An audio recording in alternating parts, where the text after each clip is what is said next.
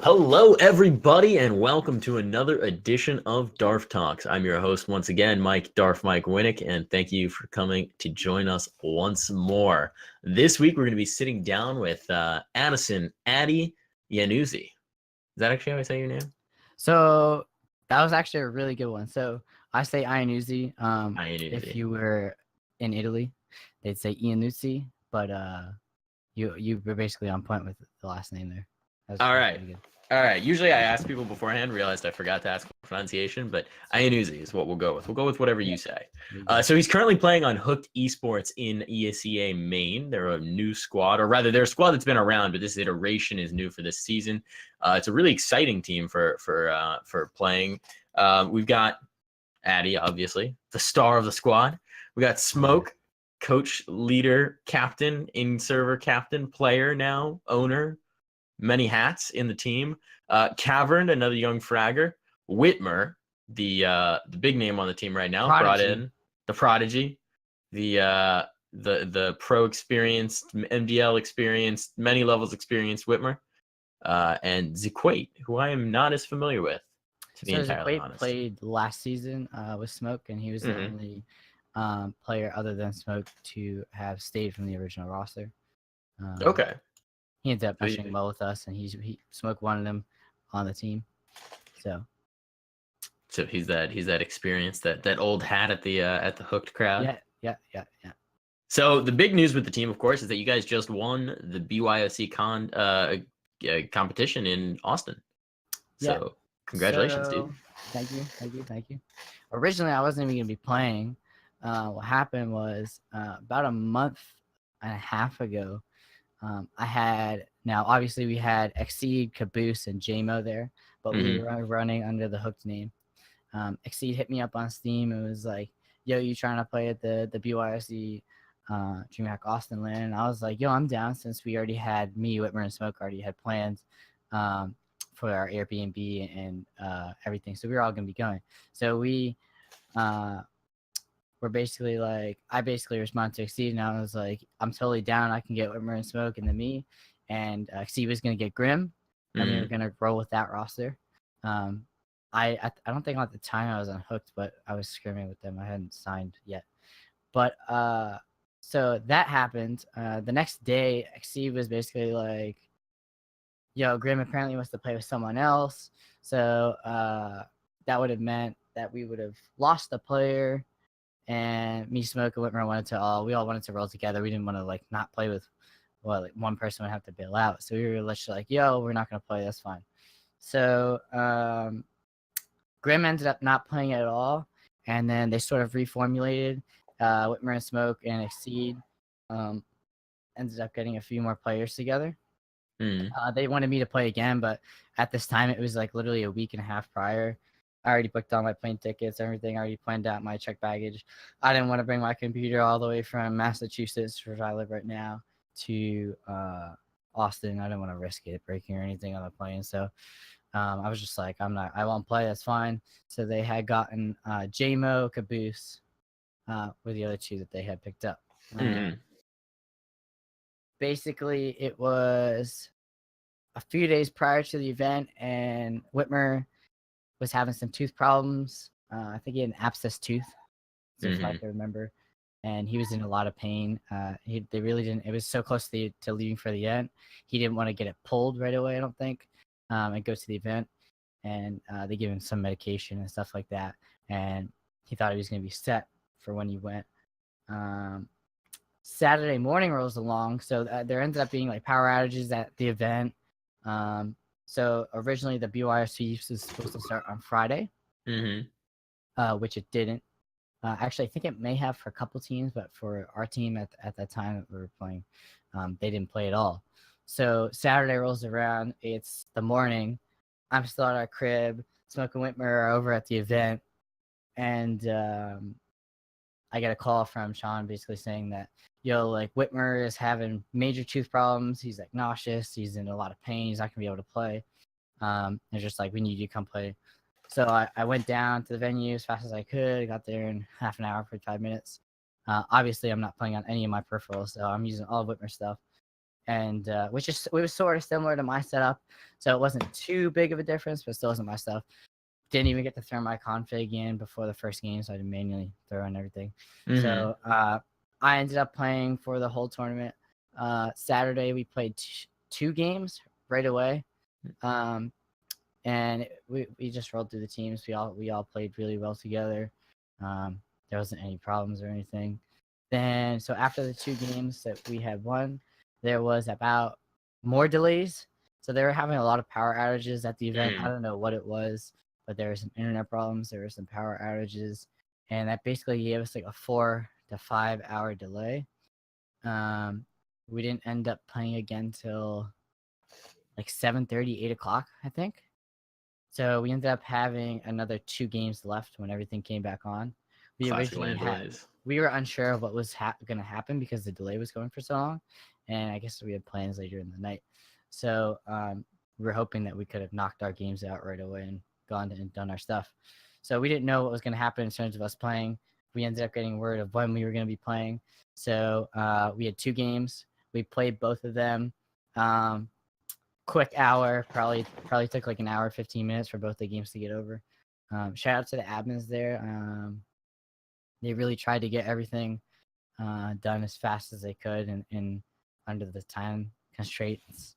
So shout out to them. I know how it is to help with all that. So shout out to them. We won our 2 games. We went back for the night. We did our thing, and then we had to be at the venue for, I think we were playing at 10 o'clock. So we got to the venue for like 8:39. We sat there for an hour, ate some food. I was still a little hungry, but we played in the upper final. Now this was against a team we ended up facing in the final. So we did lose in the winners final, which was just the upper bracket final. We played Inferno. Now like 2 or 3 of our players were streaming, and mainly Caboose. So Caboose was streaming. We ended up going back after that match and seeing that the other team had clips, like 30 to 35 clips off Caboose's stream, and he only had a 45-second delay on, and a lot of the rounds are really longly played out on the Inferno game. So and a lot of their reads and stuff were a little weird to us compared to all the teams we were rolling, and it was the first game of the day. We lost to them. It was like 16-12, and we were like, wow, we just lost to them. And then after the fact that we found out they were clipping all this stuff and everything, and we only had a 45-second delay on Caboose's stream, we basically sort of came to the realization that they may have been stream sniping while we were playing, which was totally possible, because what happened was we lost to them. We dropped the lower bracket, smacked the other team that was in the lower bracket, made it to the final. There was some formatting issues on whether or not what the final would be. The other team was trying to play a best of 5, which the admins didn't really get. I would have been down for a best of 5, but there wasn't enough time to do best of 5. Basically, they had a 1 map advantage in a best of 3, so they needed to win 1 map against us, and we needed to win 2 to win the final. We played. Trying to remember what map we played for the first game. I think it may have been Nuke. Is it bad that Nuke? Really? Nuke with a pug? Yeah, we actually played Nuke twice during our game. So we mostly play like Nuke and Inferno a lot of the time. Let me go. I could go back. Inferno makes sense. Screenshot. Nuke's bold. Nuke with a pug is bold. How'd that work out? I mean, you guys, had any of you played? I mean, you'd played with, Wit and Smoke, but you played with Smoke. Had any of you played with each other otherwise? I mean, we all know each other, but I don't think we really played as on a team. No, just like pugging. All right, so going back on screenshots, we actually played Train. Okay. So we played Train and Inferno. We won 16-12 on Train. Train's still not quite the puggiest of maps, but not as chaotic as Nuke is. We had 12 rounds on CT side, so it was 12-3. Dang. Switching to T side. They got a little bit of a lead on T side. They won like 9 rounds. We ended up winning it out. So the final score of the first game was 16-12. And then the final score of the match on Inferno was like 16-7, I think. I didn't screenshot that one. Solid. So yeah, I think they really wanted to play us on Inferno again because they were like, oh, they probably came in like, oh, we already beat them earlier, even though they may have been stream sniping. I don't know if that was true or not, but we sort of came to that conclusion. So we just looked back at what had happened. We actually like did like an analysis and a review of what happened in the Inferno game. We just Broke down the tape. Mistakes. Yeah, broke down our small little mistakes that we had, and then we just came back. Did you stream the final? Did Caboose stream the final? Caboose did stream the final, yeah. Did he up that stream delay? Yeah, he switched it to like some crazy number. I think he switched to like 4 or 5 minutes. So. Yeah, you got to do that when you're streaming tournament game. Yeah, that makes a lot more sense. I really don't know why he had a 45-second delay. I don't think he knew at the time, but yeah, fair enough. It's all good. Fair enough. You guys won. You took the W. Is that is this your first tournament win? Yes, it was. So obviously I played the Frag 10, Frag 11 when not in groups. It wasn't. Frag 10 was my first LAN. That was January of last year. Yeah, the good old Arctic venue. That was my first frag. My first LAN.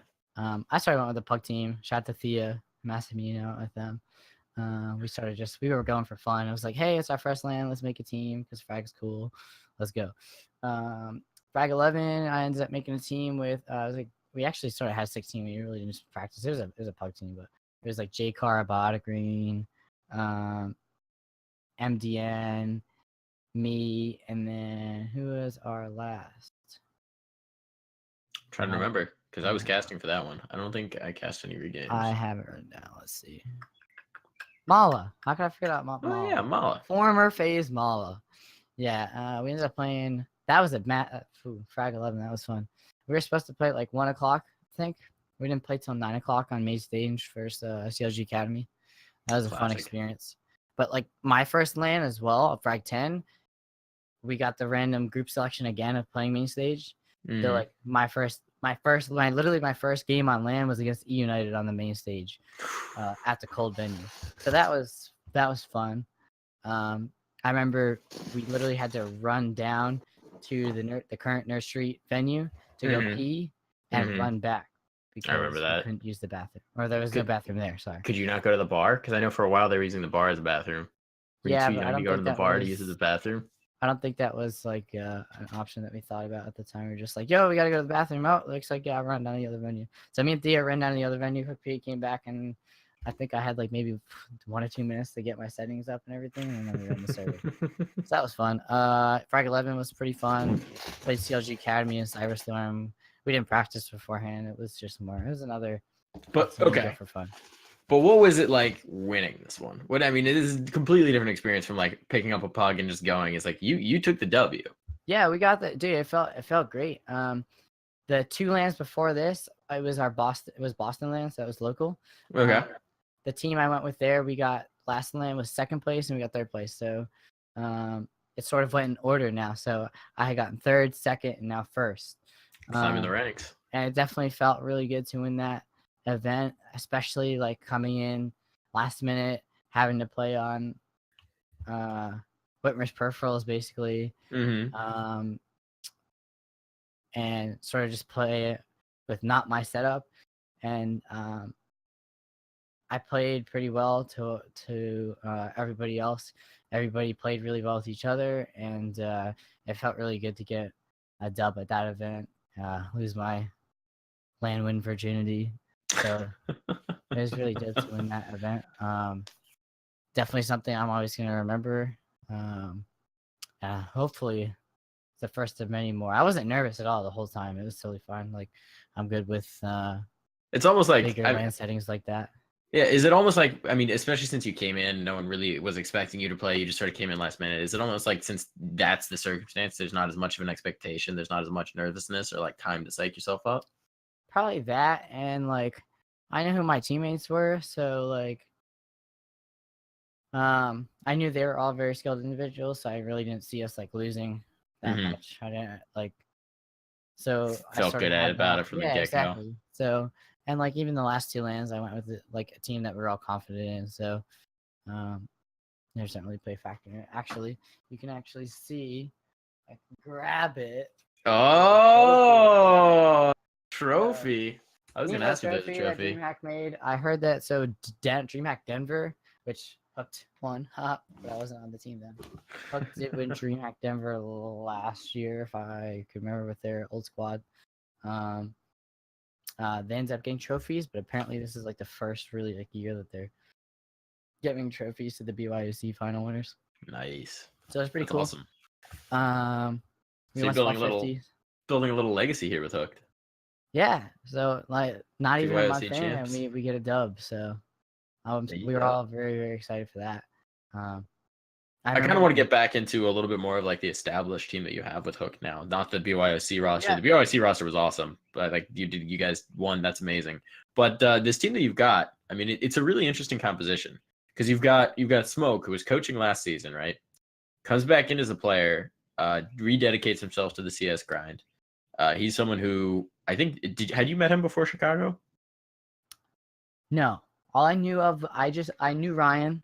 Mm-hmm. I didn't know Smoke at all. We worked beside each other the whole time. We totally were vibing, you know. And no, that was my first time meeting him when I was working in the Chicago Mad City Land back in March. Yeah. So he's heavily involved in like Chicago esports and is a partial owner of Hooked and this whole thing. So he's an interesting perspective coming into the team. You've got Cavern, who's another young player. He's what, 17? So he's a bit younger than you. Yeah, exactly. Similar level of experience, new to lands, probably started this last year or so. Yeah, I think he went to his first LAN was your guys' event back in. Yeah, he was. That's right. 2 months ago now. Yeah, because he came to Frag 10 and he came to Frag 11. I think. Yeah, but he didn't play. He didn't play. He just came to spectate. No, he just came for like a day. So he's even a little less experienced than you. So you're both very young. Yeah, I have about like 5 or 6 lands under my belt. But all in the last year, right? Since Frag 10? Last year, yeah, last year and a little bit this year. So it's, I don't know, it's kind of cool. You've got these young guns, and then you've got Whitmer, of course. Exactly. That's I think our roster is very very well balanced in terms of everybody's skill. I think we're all we all sort of have our roles and areas that we thrive in. And having Whitmer and Smoke be able to mentor us and help us and point things out to us to help us realize certain things. So down the road, towards the end of the season, we're not making certain mistakes, stuff like that.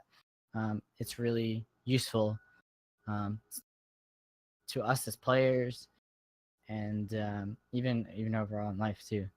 So I think who does just in the server, who does the calling? Who does the majority of the calling, or any Smoke of the calling? does the most of the beginning round calls, so early round calls, mostly Smoke, or it's either a combination of Smoke and Whitmer Green Gun something.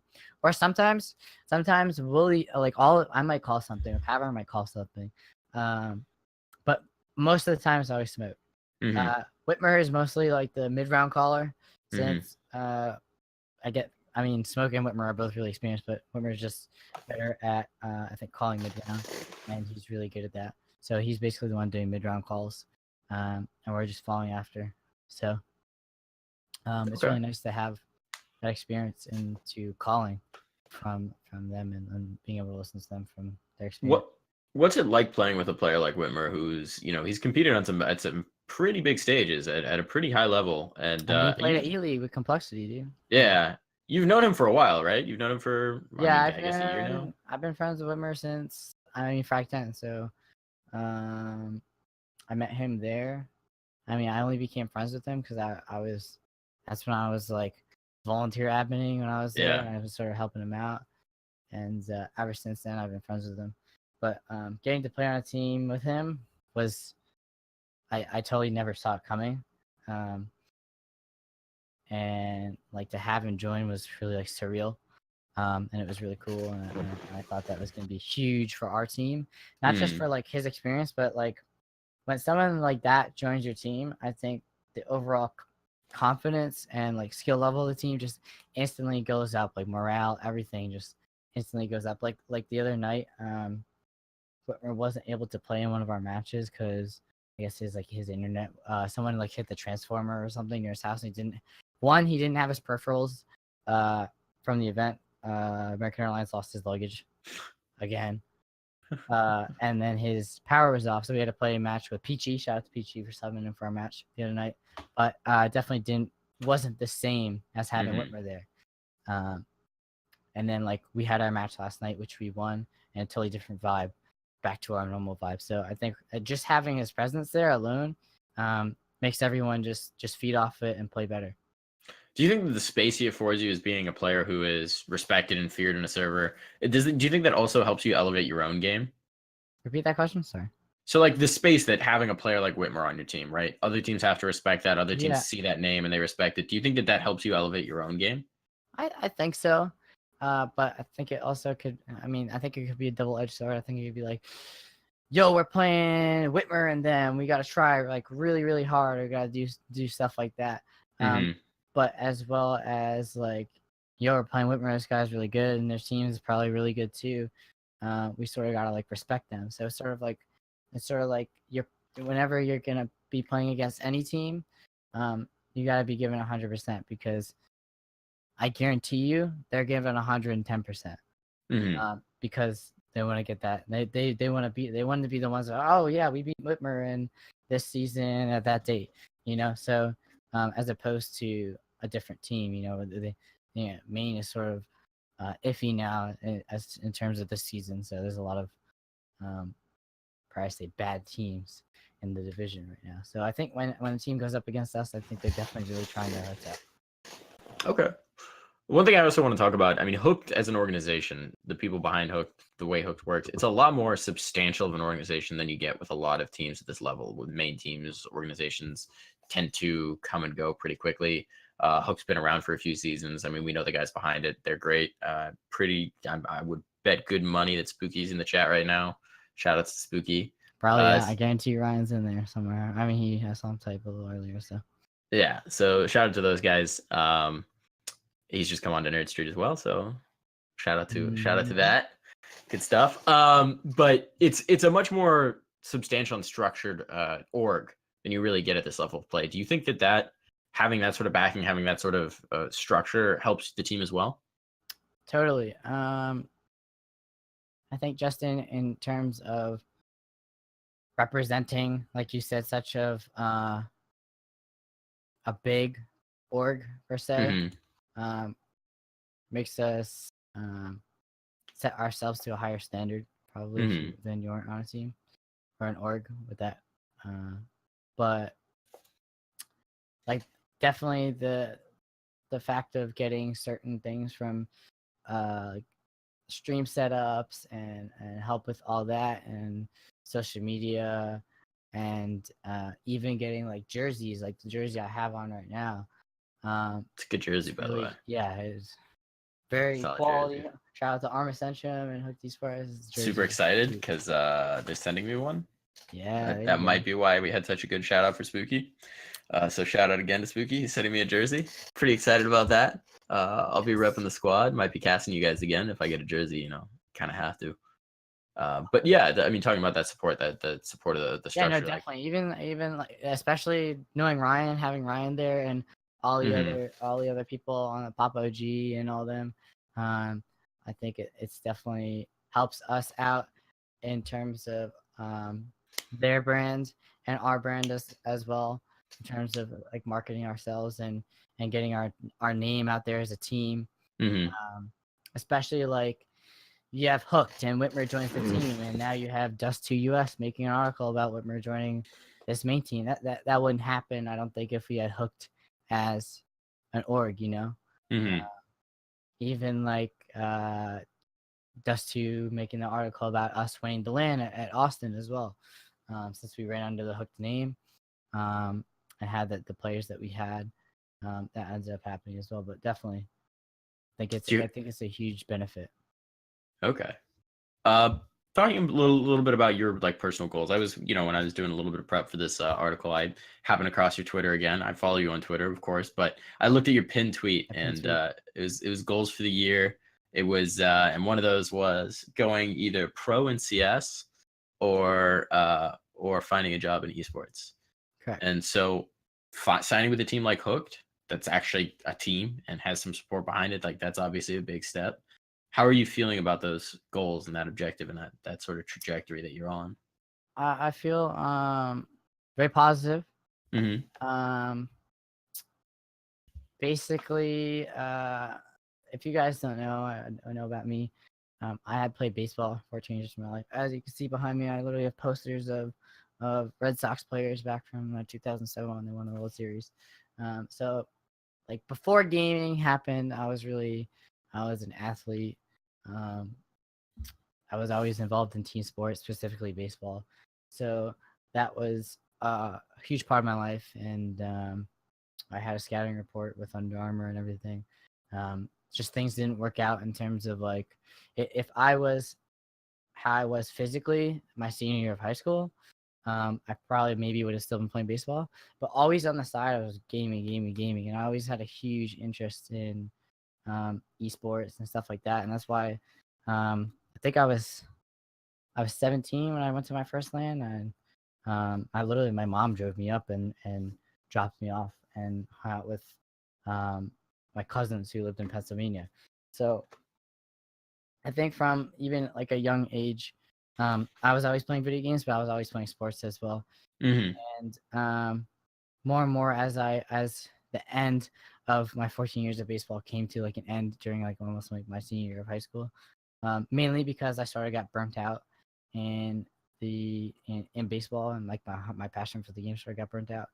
And our town and the varsity team I played for wasn't that good. So I sort of lost my passion for the game a little bit.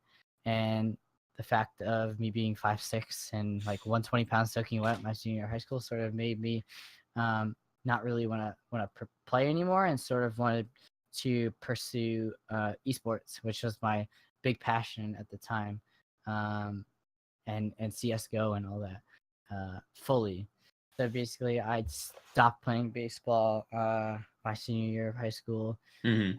I got really involved into esports. Now, I was obviously involved in Counter-Strike a lot and other games during my high school years and younger ages, but I definitely, from the minute I quit baseball, I basically was gaming. I was getting super involved in esports. I was lifting all the time. And like Frag 10 was my first event. I literally probably knew like I went with my team, and that was all the people that I knew at the time. And that was Mm-hmm. a year and a half ago. And I instantly like jumped in and helped when I could when I was at the event, as much as I could from my knowledge of what was happening. And that sort of just like, I don't know, made me be like pointed out. And that's when I started became friends with like, I started talking to like Topical and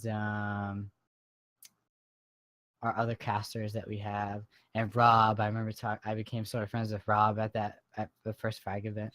And as Frag ended, I made some more acquaintances and friends, and Frag 11 rolled around. I was helping out Ed a lot, Ed and Steve. When I got to the event, I walked in, and Ed comes up to me and he's like, "Addy, I'm gonna need you to help with this whole event." And I'm like, "Hell yeah, dude! I'm totally down for that. That sounds perfect." Because I sort of went Classic before Frag. before I even was coming in, I was like hitting him up. If you guys need any help, let me know. So it was really cool getting to sort of have like my goals Mm-hmm. not come to fruition, but start the process of growing. It's funny because And we sort of came into the scene largely at the same time. I mean, Frag yeah, you're right. 10, I Totally. just showed up, cast a couple of games, and sort of got swept up in all this madness. And sounds like it was a similar experience for you in another side of the business. Yeah, Um, I no, go don't ahead. know if it's um maybe it's just my personality, Mm-hmm. the way I sort of vibe with people, the I guess maybe me being outgoing and trying to help out a lot. But it has definitely really helped me propel forward in terms of being in the industry itself and being able to get opportunity to help work events, such as like Frag. And then like back at the March Mad City Land, that was really like my first like actual event as an actual admin, basically helping out on an event. And that was another big opportunity for me to get under my belt and put onto like a resume and stuff like that, as well as the whole time playing Counter-Strike, which I absolutely still love and adore. As to when I was playing it back years ago. I started playing Source pre-Global Offensive release, so like 2010, 2011. My brother got me involved in Counter-Strike Source. He literally just had it on his Mac and was like, "Yo, you should play this game." I play it sometimes. It's pretty Mac ports. Oh, they're so bad. Yeah, he was playing on a Mac, dude. That's crazy. They were super painful. I played on a Mac laptop when I first got into CS. Yeah, so I was gaming it up on a little laptop, a little wireless mouse, playing Source on like Office and stuff like that. And the game is fun, but like I played it here and there, but I was playing it really casually. I wasn't good at all, obviously. I was playing a lot of TF2, and then CS:GO came out, and it didn't come out yet. So like they announced the date that it was going to come out, and I was playing a lot of TF2 at the time, which I was really, really good at. And they basically were like, "Hey, if you pre-order Go, you get these 3 TF2 items that you could use for trading or whatever." And I was really heavy into trading in TF2 as well. So I literally only bought CS:GO at the time for the skins that you got from TF2 because I wanted them and they're cool. I had no idea what a genuine op skin was. Like, what the hell is an op? I didn't know what that was. I didn't like, other than seeing it from Source and then having it come to Go. I literally didn't care about Go when it had come out. I had a little bit of like urge to play it, but TF2 was like my main game at the time. And then that's actually hilarious that you bought Counter CS:GO to get skins in TF2. Just for the skins in TF2, dude. And what a swing that would be. Yeah. What a swing that would be. When it came out, I started playing it a lot. Not right after it came out, but right when it came out, I just played it. I was like, yo, it's sort of like Source. But my PC at the time wasn't that good. I think I was still running on a laptop. I built my first computer when I was 16. I'm trying to remember. That was 2012. Yeah, I'm only 19 now, so it was definitely. I was playing on the laptop. 2012. If you were 16 when you were 20, 2012. No, I know exactly. You were what? I think I started 12. Playing CS:GO. 13.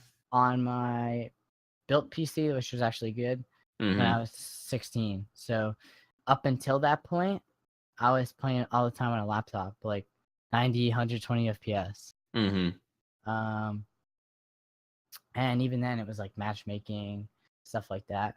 And then eventually, I made my PC. I had sold my PS3 at the time on Craigslist, and I saved up a bunch of money from like working various like side things. And I dropped like $800, $900, which at the time for 16-year-old was sort of a lot of money to accumulate together. Yeah. To build a PC.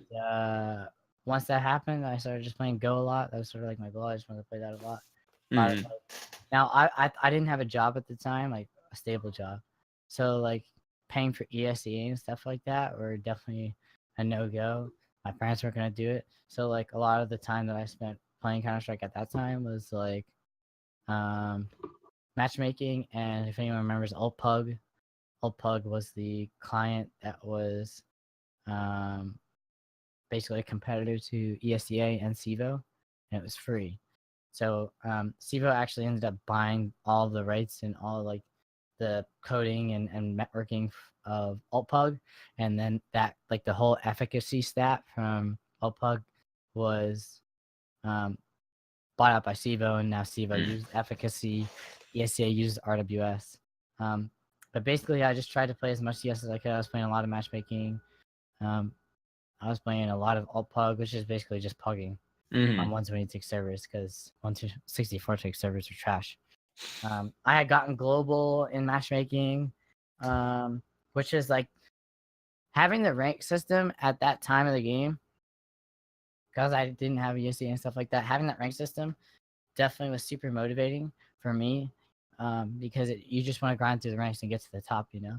And I spent a lot of time, like 2,000-3,000 hours, like grinding for global with friends. Like grinding the rank matchmaking was the only thing that meant anything to us. Like, haha, he's a badge. He's that like ranks sort of at that time of Counter-Strike and where Go was at that point, that sort of like established the skill that you were at the time.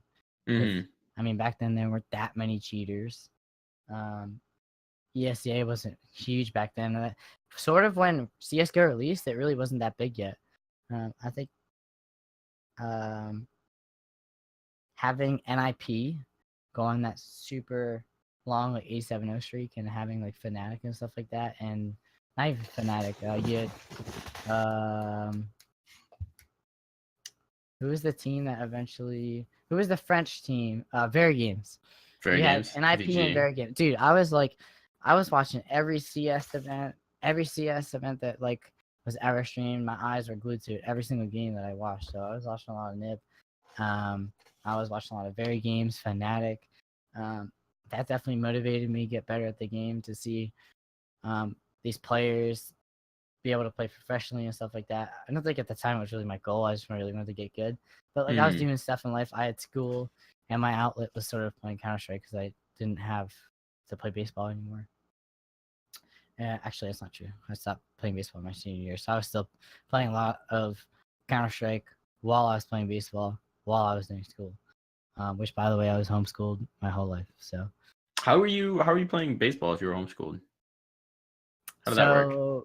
By law, in the state of Massachusetts, in order to like homeschool, you have to like go to like your local town and get like permission from the government, basically, to homeschool your kid, like officially. So is it like homeschooling that's affiliated with the high school? Yeah, exactly. So what happened was when I was getting homeschooled, all my grades would go to my local high school, and because the grades were going to my local high school, I was able to play on the varsity team and stuff like that. So I was able to play any sport that I wanted to. That was sort of like my outlet, was having baseball, and I played basketball too as well for a little bit. But then I realized I was like, hey, I'm way too short to play basketball. These freshmen are like towering over me, and I'm still like 5 foot. Certain natural disadvantages. I stopped that. Yeah. After like 2 years of basketball, that was it. But yeah, like when after games, I'd like come home and like shower, and I'm playing CS all night. And it was definitely like addicting. Like I had a problem playing Counter-Strike. Like I was spending a lot of time playing fucking video games. But I'm size 4. Don't worry, we won't censor you too much. Griffin, yeah, like from leave that out. Yeah, right. Eventually, once I got a stable job, I eventually started playing ESEA. But like, I really wish, looking back on it then, like I could have played ESEA at that time, because could have been one of those young guns. Yeah, exactly. I really wish that back then I had access to that, because if I was playing League and stuff back then, even if it was like open, intermediate, stuff like that, it would have been a massive like learning experience for me. But you know, we like, even at the time, like in the scene, you had 2 places really to go for guides and content, and that was Waral and that was Hatton Games. Shout out to those 2 guys. Those guys put so much time into making guides and videos, and to help newer players learn the game. And like nowadays, if you're a new Counter-Strike player, and even if you're a young Counter-Strike player too, like there are so many places you can get knowledge from anywhere. Like you Google search smokes on said map, and you literally have a million 3 different pages. guides. One from Nothing, one from Shungaris. You have guides from every single like a pro in the scene. That's and at that time that really didn't exist back then when I played.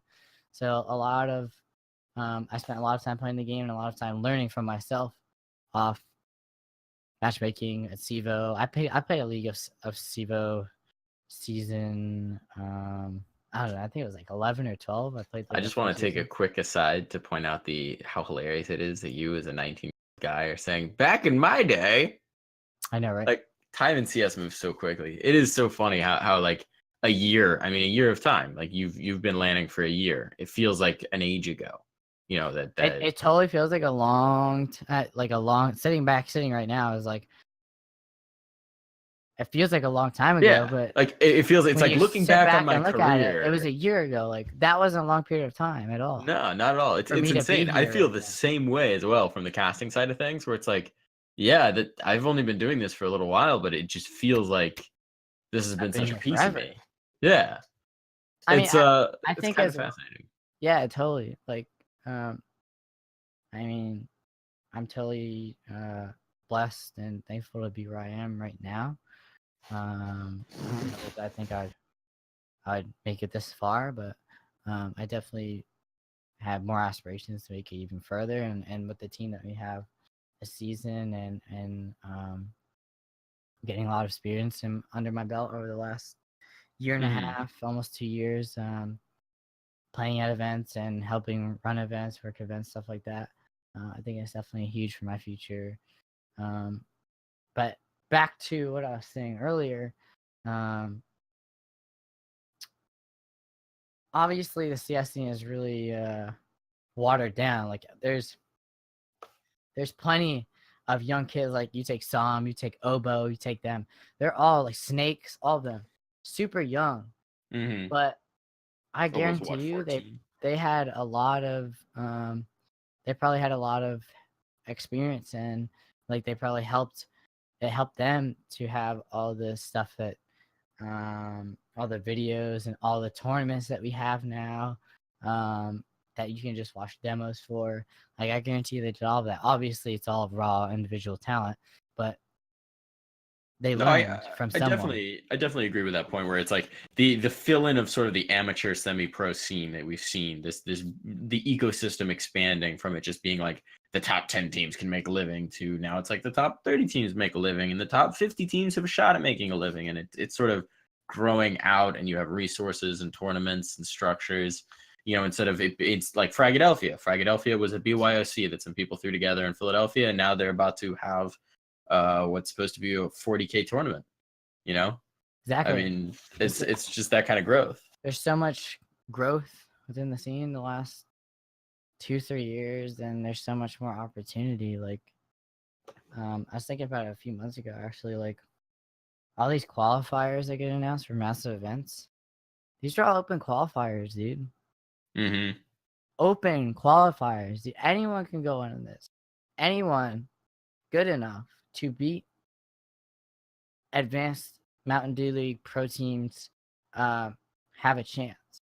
And I think Counter-Strike is so unique in that aspect, whereas sports and even other esports, I feel like they don't really have that option. You take baseball, for example.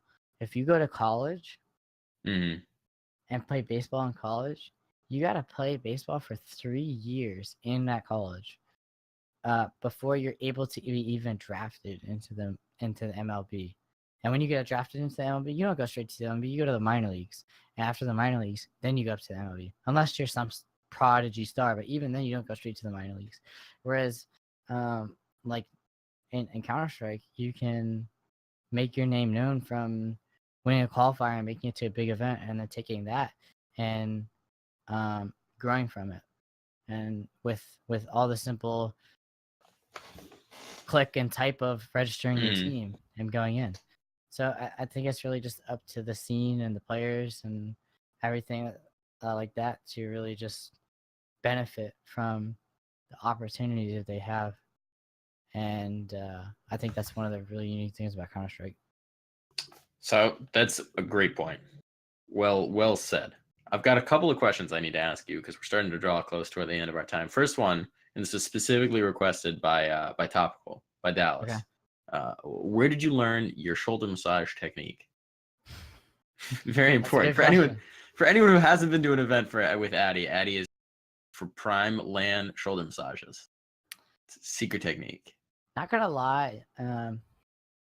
So my mom was like the administrator of this company called Johnny and Friends, and they're based out of New Hampshire. And they're basically, it is going to be sort of weird to say, they were basically once a year, there was this camp that they would go to in New Hampshire. And throughout those 3 to 4 days that they were there, basically families with disabled kids could go to this camp. And basically, there were people that would volunteer, and they were called STMs, or short-term missionaries. Basically, it was more of like a Christian type organization. My mom was like an administrator for it, and like administrative director for it. So anytime that I think I probably went there like 5 or 6 years, 7 years in a row, early on in my childhood. I would just go because my mom was going, and sometimes my dad would go, and I would just be there. Obviously, I don't have any disability or anything like that, but I would go because my parents would go, and I had to go. And I would always make friends with a lot of the people that were helping out the other disabled people. And probably when I was like 11 or 12 or something like that, like every time I like made new friends when I was there, dude, I literally give like anybody massages. And yeah, super random, but I would just randomly give people massages, and they would really enjoy it. Like they'd be requesting like give them a massage. So that's sort of where it all started. It's sort of strange, but yeah, that's where the lamb massage technique came from. That's sort of where it back came in from. camp. And obviously now, since I lift like way too much, 5 days a week, the hands have gotten a lot stronger ever since. So yeah, that's actually like an actual serious question. Got that pressure grip. Yeah. That was a surprisingly in-depth answer. Yeah, I didn't really expect that. You didn't expect that. Yeah. I've got one more. So I've heard you at various points in various lands talking about various people, sort of describe people as almost like your land family, like your land mom or your land dad, or like that kind of thing. And it is true though that at these events where you have everybody thrown together and spending 13, 14 hours a day together for a weekend or something like that, you develop oddly close relationships with these people. Yeah. And do you feel like CS and the land circuit and just your involvement in the CS community has sort of given you some, I don't know, almost like role models, people to look up to, like figures like that in your life? Totally. A couple of people I can name off the top of my head that I'm very good friends with and I look up to. A few just off the top of my head are like Goose Breeder of Team Dayton Toss. One of the best names in the scene. As well as Emily, who as well as Dayton Toss. I was friends with Goose Breeder. I don't know. I mean, I don't even think we became friends in 10-mans because we used to 10-man a lot. And she was always more of a wise individual, and like she got involved in the female pro scene after not even playing the game for that long. I don't even think she played CS:GO for like 2 or 3 years before. I don't even think it was 2 years before she ended up playing at like such a high level that she is now. And I sort of looked up to that, and I sort of, when I was friends with her and stuff like that, I always just would like hit her up with like even Counter-Strike advice, even life advice. I don't know. She just seems like that type of wise and smart individual, almost like a Yoda type individual, even though she's still young. She's only like 22, 23 years old, I think. And so definitely Goose Breeder is a big one of those. And after like spending a lot of time with her at events, she's definitely a good role model. As sort of like, I call her my mom. She calls me her son. So, and I said Emily as well. Emily more so. She's older.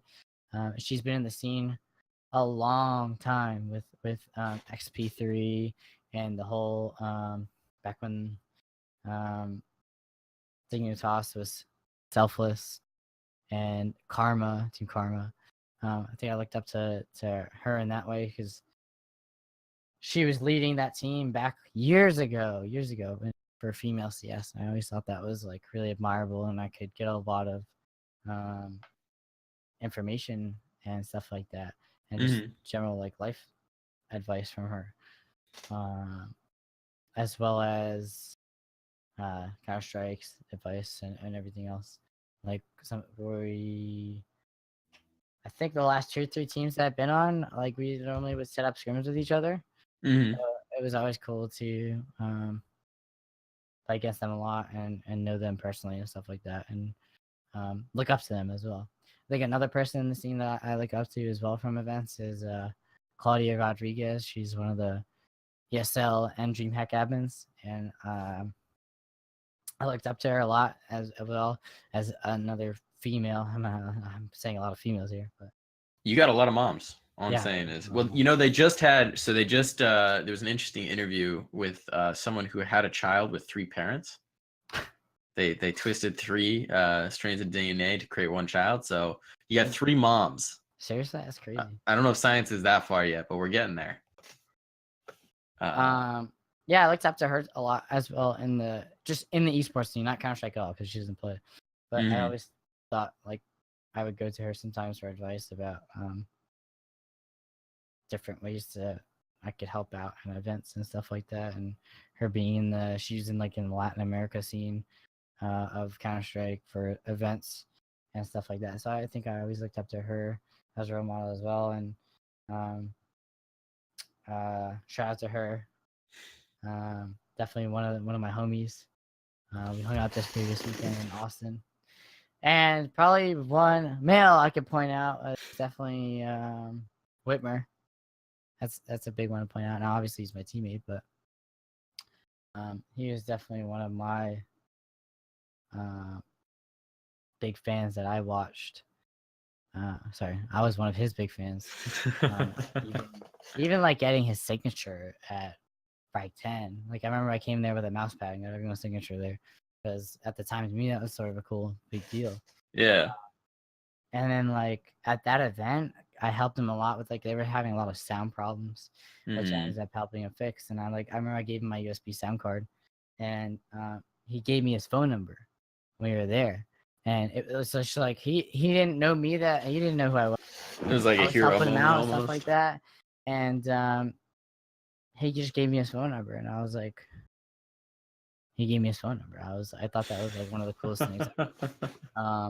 Because that was like someone I looked up to, and I'd watch stream, and I'd watch play in events, and I always thought that was really cool, and I could look up to him.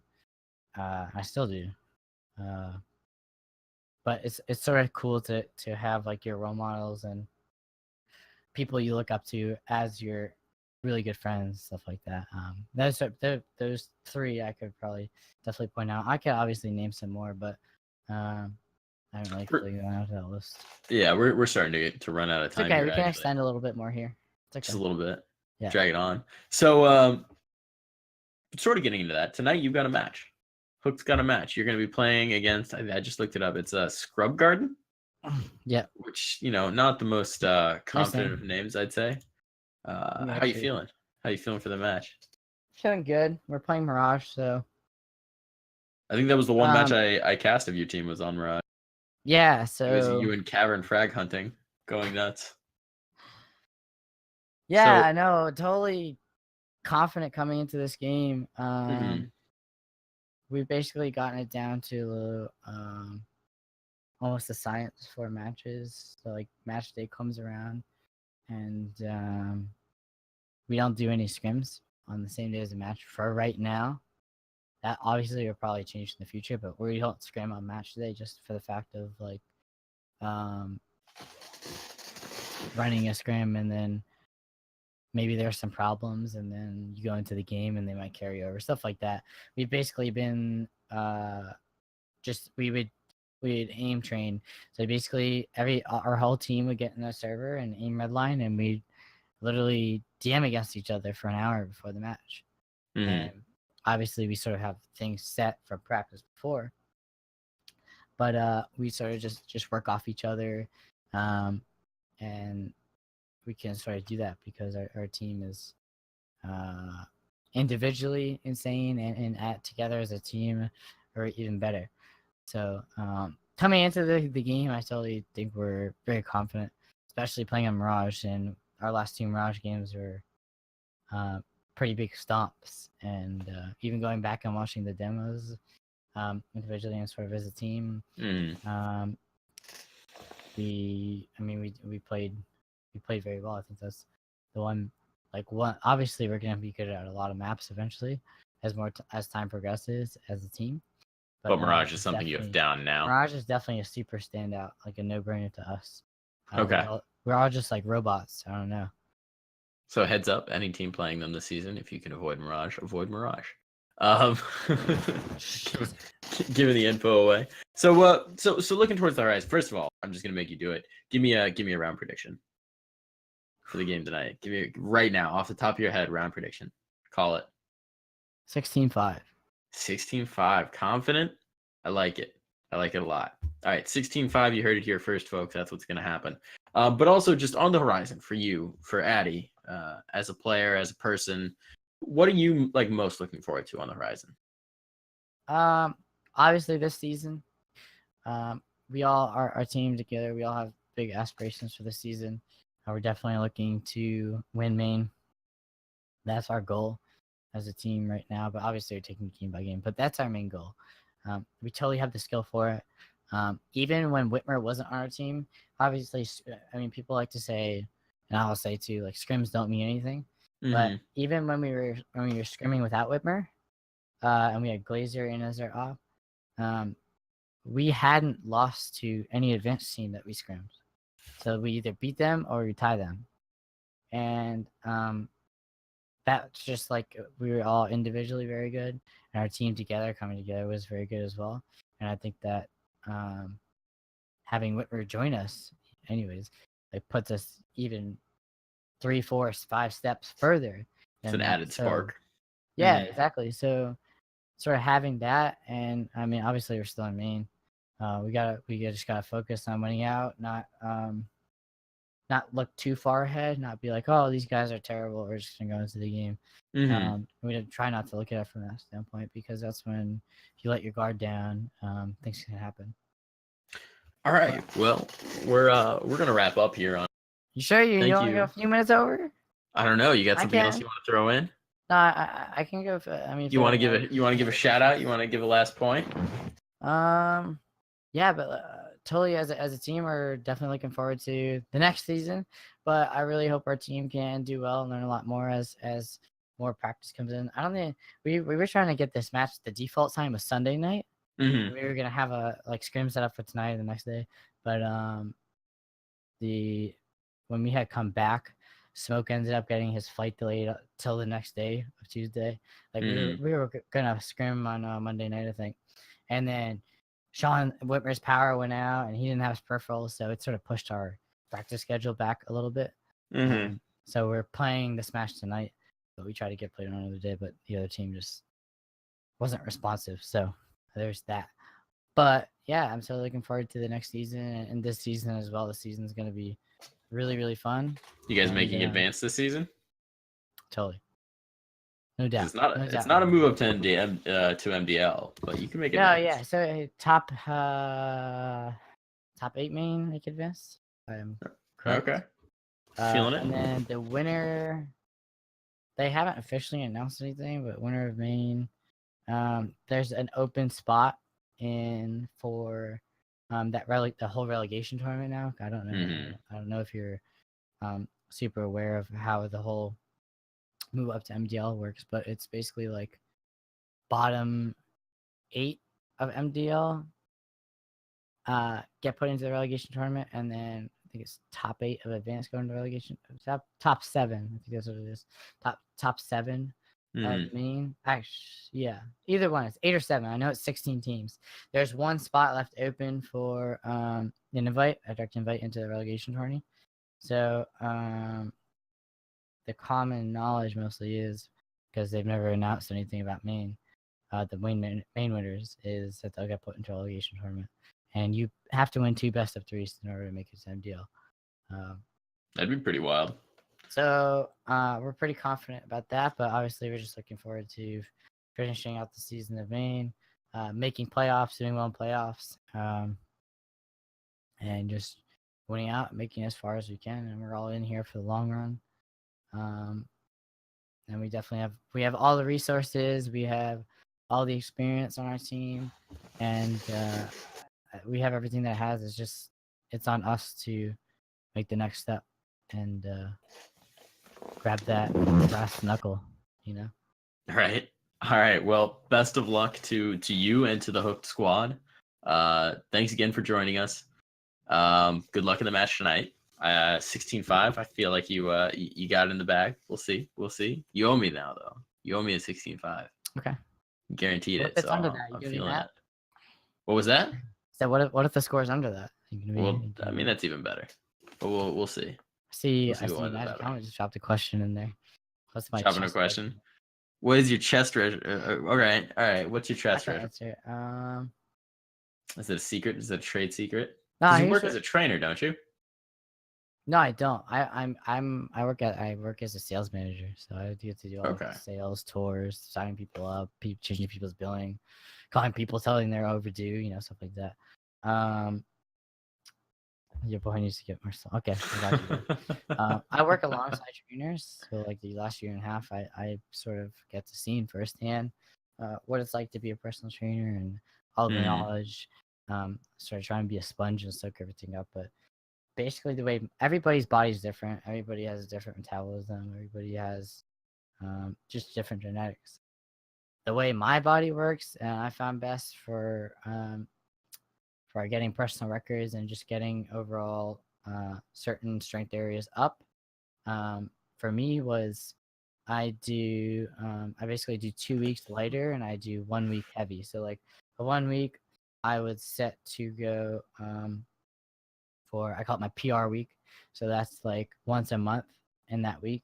I'm basically going for my highest pound. So like my PR. So like currently, like right now, my squat max is 350, my deadlift max is 350, and my bench max is 225. On the weeks that I'm not going for those, I'm basically repping out. I'm working up and then working down. Weights similar to my PR. So I'll give you an example of me trying to get 225 on the bench. Basically, you just have to rep out 10 to 15 pounds lower than your max and try and get that for as many reps and sets as you can. You don't want to burn yourself out on a set. You want to try to like limit yourself. So sets of 2 to 4 at like 195 pounds on the bench, 205, stuff like that. Like before I hit 225 in the bench, which was like literally a month ago, I was prepping. I obviously you gotta have a spotter for your bench. If you're going heavy, you get a spotter. You don't want to sit there with the weight on your chest. You don't want to be that dude. The dude has to come over and save you. But just try and get as many reps and sets as you can, and know your max. And once you figure out your max, just set a goal on a certain amount of weight and work up to that. Obviously, you don't want to jump right up into that weight. You want to do like a warm up set of like 1 plate, and then you throw in some 10, then you can throw on some 5s, then you can throw on the 25s, and then make your way up like a pyramid. And that is how, at least that I do it in the best way that I could sort of explain it in a short period of time without you showing physically in person. So there you heard it, Mitch. If you need a personal trainer, hit up Addy, work up to it, small increments. Yeah, actually, set that personal record. I can sort of say now, I get a lot of the last month or two. I probably get like 1 to 3 people DMing me on Twitter that just like follow me, or they had followed me because they saw me and saw like, oh, they saw a profile picture, or they saw me post a video, something like that, and they'll ask me for gym advice and stuff like that. It is funny. You get an interesting crossover of people who grind video games and who grind the gym. Yeah, I think exactly. it's a similar mentality, that like reward feedback. No, it totally trying to achieve something. It definitely comes to personality too, just competitive personalities. You just want to always keep getting Try better not and to better and yourself. better and better, you know. But if anyone has questions on working out, gym advice, stuff like that, feel free to DM me. I'll respond to you as quickly as possible and give you the most knowledge that I can. I always tell people I'm not a personal trainer. I just give the advice that I know, and I don't try and put myself out there as a personal trainer, because I know there's a lot of people that try and act as a personal trainer even though they don't have certain certifications and studies for that. All right. Sometimes get triggered. All right. So before we devolve fully into the fitness corner, it's not Darf Fitness, it's Darf Talks. But thank you so much for joining us. Wishing you the best of luck this season and tonight. And yeah, check out Addy tonight at 10:30 on ESEA. I'm not going to be streaming the match, but I don't pressure Magic know. Helmet into doing it. He's in the chat. Come on, Mitch. Get back in that casting chair. Well, are any of you guys streaming it? I think Cavern will be streaming a lot of our matches. Okay. I don't know if the match tonight is going to be streamed. I have no idea. I think it might be. I think we're talking. So maybe check out Cavern. Check him out. Cavern TV. Go him at Cavern TV. He'll be streaming a lot of the matches. I'll never stream a match. I don't enjoy doing that. I don't even stream that often.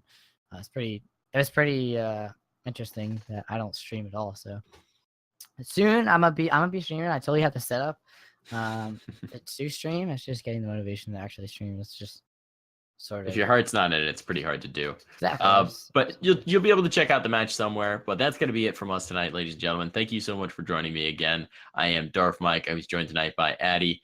You can find both of our Twitters somewhere on the page. I'll post them in the channel. Also, feel free to give this channel a follow. This is Nerd Street. We're going to be doing these shows weekly. I won't be doing it next week, folks. We will actually have no Darf Talks next week because I'm going to be on a boat in the middle of the ocean headed towards Bermuda. And it is awful hard to conduct an interview from a boat in the middle of the ocean. So, yeah, that's where I'm going to be next week. So if you come here at 8 o'clock next week on Thursday and you're very confused and sad as to why I'm not there, that's why. But we'll see you the week after that, where we've got some very exciting guests on tap and some exciting things in the works. So thanks again for tuning in with us. And it's going to be it from us tonight. Have a good one, y'all. Grind on.